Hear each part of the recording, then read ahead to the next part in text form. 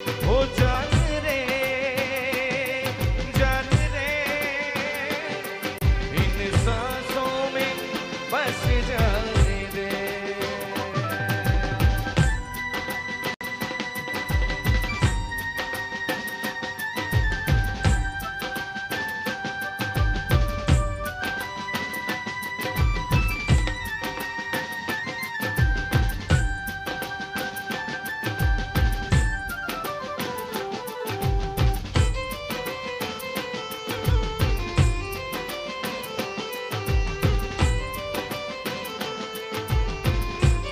મારામાં શક્તિ નવદુર્ગા જે કહેવાય ને એનો સાક્ષાત્કાર થાય છે। તલવારનો ભાર લાગે છે કે કેવું લાગે?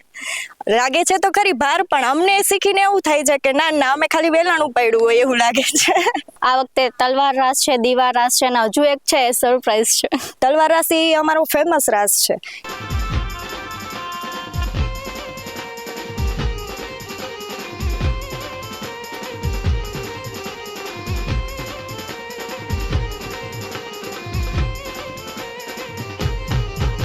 એ ચંડિકાનું રૂપ ધરીને અસુર સહાર્યા માએ ભક્તોને તાર્યા। એ ચંડિકાનું રૂપ ધરીને અસુર સહાર્યા માએ ભક્તોને તાર્યા। જય જય અંબે માં, જય જય અંબે માં, જય જય માં આદ્યશક્તિની આરાધનાનો પર્વ એટલે નવરાત્રિ, અને નવરાત્રિને હવે ગણતરીના જ દિવસો બાકી છે। ત્યારે રાજકોટમાં ભગીની સેવા ફાઉન્ડેશન દ્વારા જે ક્ષત્રિય સમાજની મહિલાઓ છે તેના દ્વારા ખાસ તલવાર રાસ, જે કહેવાય ને કે ગુજરાતમાં દરેક જગ્યાએ પ્રખ્યાત છે। રાજકોટની ક્ષત્રિય મહિલાઓ જે તલવાર રાસ કરે છે તે ગુજરાતમાં પ્રખ્યાત છે, અને ખાસ કરીને આ મહિલાઓ જે કહેવાય કે ક્ષત્રિય સમાજ એટલે માન મોભાનો સમાજ કહેવાય। આપણે અત્યારની જ નથી વાત કરતા, પરંતુ જે આપણી સંસ્કૃતિ છે, પરંપરા છે, અને ભૂતકાળમાં પણ જે ક્ષત્રિય સમાજ છે તેનું યોગદાન ખૂબ મોટું રહ્યું છે।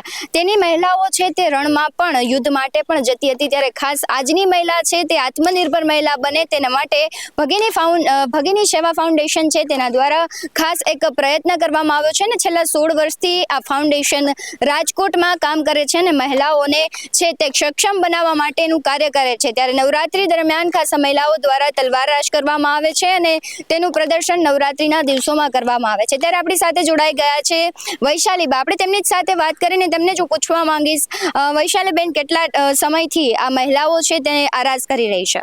અમારું આ ભગીની સેવા ફાઉન્ડેશન સંસ્થા છે, કાદંબરી દેવી ચલાવી રહ્યા છે મહારાણી સાહેબ। 15 વર્ષ પૂરા કરીને આ 16મું વર્ષ અમારું ચાલુ છે। 16 વર્ષથી અમે આ રીતે ગરબા રજૂ કરી છીએ, પ્રાચીન ગરબા। ખાસ કરીને કેટલી મહિલાઓ છે જે આ ગરબામાં આ વખતે જોડાવાની છે? અમારી 11 વર્ષથી લઈને 50 થી 60 વર્ષ સુધીની ઉંમરની બધી જ બહેનો છે। લગભગ 150 થી 250 જેટલી મહિલાઓ, બહેનો, દીકરીઓ બધા આમાં પાર્ટિસિપેટ કરવાના છે। ખાસ કરીને આપણે જોઈએ કે ક્ષત્રિય સમાજ છે માન મોભાનો કહેવાય, ત્યારે ક્ષત્રિય સમાજની મહિલાઓ છે તે ઘરમાંથી નીકળી અને એક પોતાનું અસ્તિત્વનું કહેવાય ને કે લડાઈ લડતી હોય એવી જ રીતના તલવાર રાસ કરે છે। ત્યારે તમે કેવું ફીલ કરો છો? યુવરાણી મહારાણી સાહેબ શ્રી કાદંબરી દેવીની આ જે સંસ્થા ચાલે છે એનો એક જ ધ્યેય છે કે અમારા જે ક્ષત્રિય બહેનો છે એ આત્મરક્ષણ માટે અને પોતાની જે અંદર શક્તિ છુપાયેલી છે તેને પ્રદર્શિત કરવા માટે થઈને આ ભગીની સેવા ફાઉન્ડેશનનો પ્રોગ્રામ આ 15 વર્ષથી 16મું વર્ષ ચાલે છે ત્યારથી ચાલી રહ્યું છે। એટલે હું લગભગ 10 વર્ષથી અહીંયા આવું છું, આ સંસ્થા સાથે જોડાયેલી છું।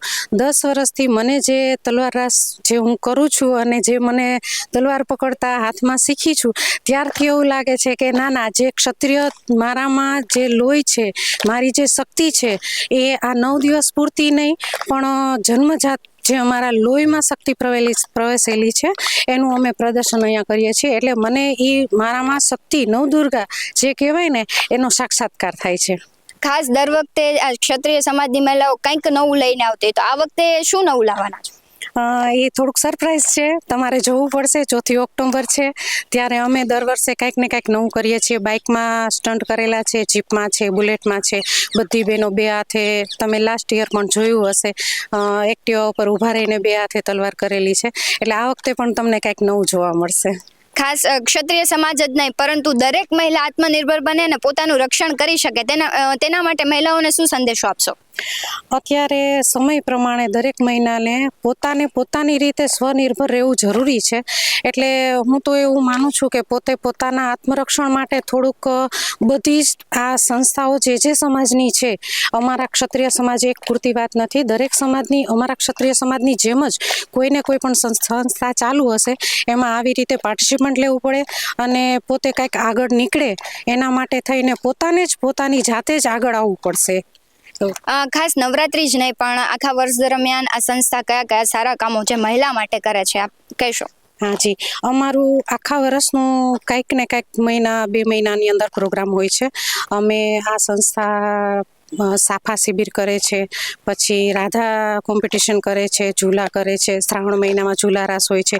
અમે લગ્ન ગીતો પણ આ દીકરીઓને અમારી જે જૂની પરંપરા છે તેને જાળવી રાખવા માટે થઈ અને મહારાણી કાદંબરી દેવીનો એવો ધ્યેય હોય છે કે દર વર્ષે આપણા જે સમાજની જે પ્રવૃત્તિઓ છે તે આ દીકરીઓ શીખે એના માટે થઈને અમે દર મહિને નવી કંઈક ને કંઈક પ્રોગ્રામ કરીએ છીએ. પિકનિકમાં પણ લઈ જાય છે અને દીકરીઓને કઈ રીતે શીખવું, સેલ્ફ ડિફેન્સ માટેની જે ટ્રેનિંગ હોય એવું પણ અહીંયા શીખવાડવામાં આવે છે. એટલે એવા કંઈક ને કંઈક નવા પ્રોગ્રામો મહિને 2 મહિને થતા રહે છે. ખાસ આપણે જોઈએ કે અત્યારની મહિલાઓ આત્મનિર્ભર હોવી જોઈએ અને ખાસ જે અત્યારે જે રેપના અને કેસ થતા હોય છે ત્યારે સેલ્ફ ડિફેન્સ છે એ ખાસ મહત્વનું છે. ત્યારે ક્ષત્રિય સમાજની મહિલાઓને પણ આવા અલગ અલગ જે છે એ શીખવાડવામાં આવે છે અને તેને આત્મનિર્ભર બનાવવાનો એક પ્રયાસ જે ભગિની સેવા ફાઉન્ડેશન છે તે કરે છે. સ્ત્રી એ શક્તિનું રૂપ કહેવાય છે, ત્યારે આ જે ભગિની ફાઉન્ડેશન છે તેના દ્વારા જે ટ્રેનિંગ આપવામાં આવે છે ગરબાની, ખાસ આપણી સાથે કે ટ્રેનર છે તેમની સાથે વાત કરીને તેમને પૂછીએ કે તે કેટલા વર્ષથી ગરબા રમે છે અને જોડાયેલા છે. જય માતાજી, મારું નામ ઝાલા જાનવીબા છે. હું છેલ્લા 1 વર્ષથી ગરબા રાસમાં જોડાયેલી છું. ખાસ તમને ગરબા કરીને કેવું ફીલ થાય છે? બહુ જ મસ્ત ફીલ થાય છે. અમને એ બધું મસ્ત રીતે શીખવાડે છે, ટ્રેન આપે છે. સ્ત્રી સશક્તિકરણ કોને કહે ને એનું અહીંયા બહુ મોટું સ્વરૂપ જોવા મળે છે. તમે કેટલા વર્ષથી ગરબા કરો? છેલ્લા 1 વર્ષથી હું ગરબા કરું છું. ખાસ કરીને અલગ અલગ રાસ કરવામાં આવે છે કે તલવાર રાસ છે, સાફાનું છે, તો તમે કયા પ્રકારના રાસ કરેલા છો? મેં તલવાર રાસ છે, ગરબા રાસ છે, દીવા રાસ છે, એવા ઘણા પ્રકારના રાસમાં હું રહેલી છું. આ વખતે કયો રાસ કરવાના છો?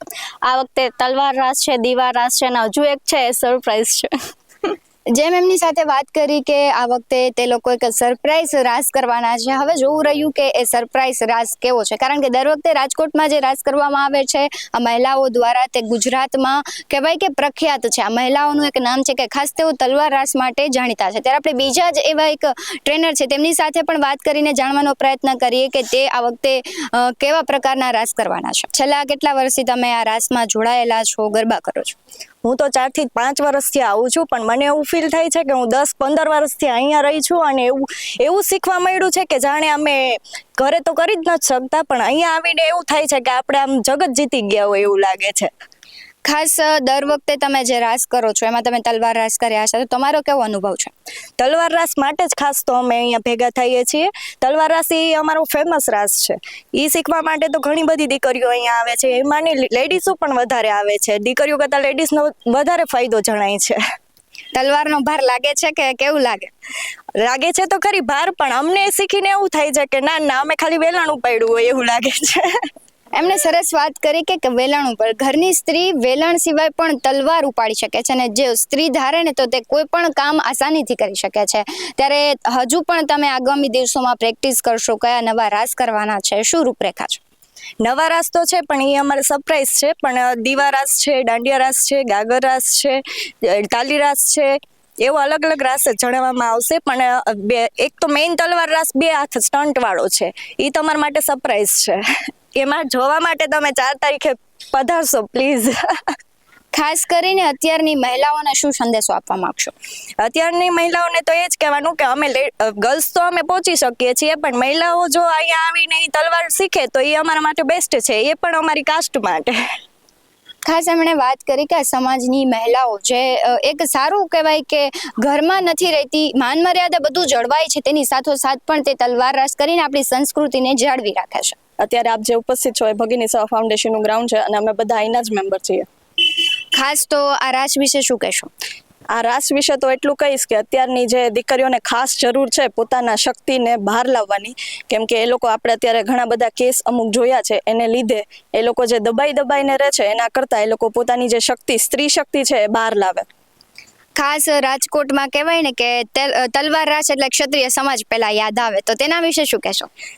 સીધી જ વાત છે કે ક્ષત્રિય સમાજ પહેલા આવે, આદિકાળથી ચાલ્યું આવે છે કે ક્ષત્રિયો ખાસ તો એના માટે છે કે એમણે પોતાના આખા ગામ ગરાસની રક્ષા કરી છે અને એના માટે ક્ષત્રિયો પ્રચલિત છે. અત્યારે બધાને એવું છે કે ક્ષત્રિયો કાંઈ નથી કરતા, પણ ક્ષત્રિયને લઈને આખો સમાજ અત્યારે આપણે ભારત જોઈએ છીએ એ ક્ષત્રિયોના કારણે જ છે. તમે અત્યારે આ લોકોને પ્રેક્ટિસ કરાવો છો, તો કયા કયા રાસની પ્રેક્ટિસ કરાવો છો? અત્યારે અમે આ લોકોને પ્રાચીનમાં તાલી રાસ છે, દીવા રાસ છે, દાંડિયા રાસ છે, ઘડા રાસ છે, એવા પ્રાચીન રાસ જ કરાવીએ છીએ કે એ લોકો માતાજીને યાદ કરી અને રાસની રજૂઆત કરે. એમણે વાત કરી કે જે પ્રાચીન સંસ્કૃતિ છે એવા રાસ એ લોકો કરાવે છે ને હજુ પણ આગામી દિવસોમાં નવરાત્રિને થોડા ગણતરીના દિવસો બાકી છે ત્યારે હજુ પણ તેઓ નવા રાસ કરાવશે. અને ખાસ તો એ લોકોનો જેમ તલવાર રાસ છે આ વખતે પણ કંઈક સસ્પેન્સ અને સરપ્રાઈઝ ભર્યું તે લાવવાના છે. હવે તો એ રાહત જોવાની રહી કે કયા પ્રકારનું એ સરપ્રાઈઝ આપે છે, પણ દર વખતેની જેમ આ વખતે પણ કંઈક હટકે હશે એ તો ફાઇનલ છે. અને ગુજરાતની જ વાત નથી પણ રાજકોટ ને સમગ્ર ગુજરાતમાં પણ જ્યારે સાંસ્કૃતિક કાર્યક્રમો થાય છે ત્યારે આ મહિલાઓ દ્વારા ત્યાં પ્રદર્શન કરવામાં આવે છે અને તલવાર રાસ પણ કરવામાં આવે છે. આપણે જોયું કે મહિલાઓ દ્વારા અલગ રાસ કરવામાં આવ્યા અને નિહાળ્યું કે આપણી જે સંસ્કૃતિ અને પરંપરા છે તેમણે જાળવી રાખેલો સમાજ એટલે ક્ષત્રિય સમાજ, અને માન મર્યાદા સાથે તેઓ આ વખતે પણ નવરાત્રિમાં પોતાનું શક્તિ પ્રદર્શન બતાવશે. BS9 TV ન્યૂઝ સાથે પ્રદીપ પાઠક સાથે ભગવતી વિસાવડિયા, રાજકોટ.